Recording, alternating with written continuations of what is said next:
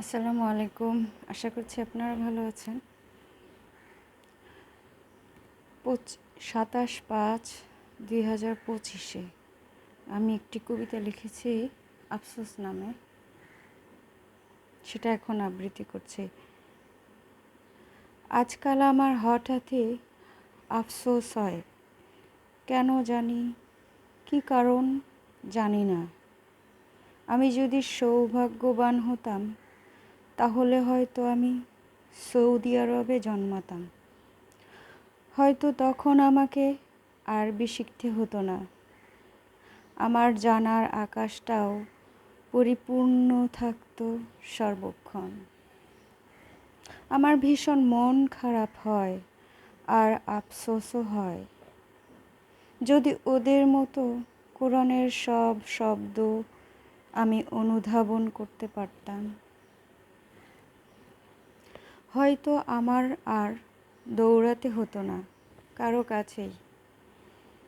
আচ্ছা, আরবের দেশগুলো কি তাবিজ করে, পীর ফকির ধরে, নাকি অন্ধ বিশ্বাস করে সবাইকে, সব কিছুকে? তাহলে কি ওরা জানে তাবিজ করাও শিরক? তবে কি ওরা জানে মেয়েদের ঠকাতে হয় না, যেমন আমরা ঠকাই আর পদে পদে নাজেহাল করি, যেন অধিকার শব্দটি তারা ভুলে যায়? ওরা তো আমাদের মতো গোঁড়া নয়, তাহলে কে বেশি মুসলিম, আমরা নাকি ওরা? আমরা কি তাহলে শিক্ষা নিলাম না, নাকি সব জ্ঞান আমাদেরকে ভিক্ষা নিতে হয়, তাও আবার যেগুলো আমাদেরই অর্জন করতে হবে? আমরা তাহলে কি অর্জন করব, আর কি বা দান করব বলে দাও কেউ? আমাদের সব কিছুই আমরা ভুলে গেলাম আজ, কারো কাছে থেকেও নেই।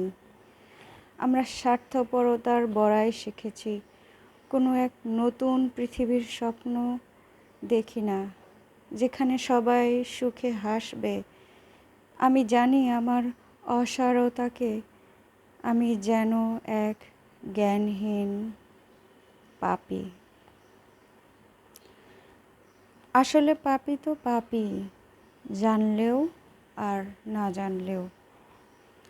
প্রথমবারে যখন আমি বুঝতে শিখলাম, তখন মনে হতো সবাই যেন সুখী, সবাই যেন আমার পরিবার। আর যখন থেকে ভুল বুঝতে শিখলাম, তখন থেকেই কেউ আর বিশ্বাসী হয়ে উঠল না। তাই আমার আফসোস হয়, আর মদিনাবাসীদের কাছ থেকে দেখতে মন চায় সত্যটা কি জানতে। আমি সত্যকে সম্মান করি, হ্যাঁ, ভালোবাসি অনেক। কোনো ফতোয়া আর কুসংস্কার কি ওদের আছে আমাদের মতন?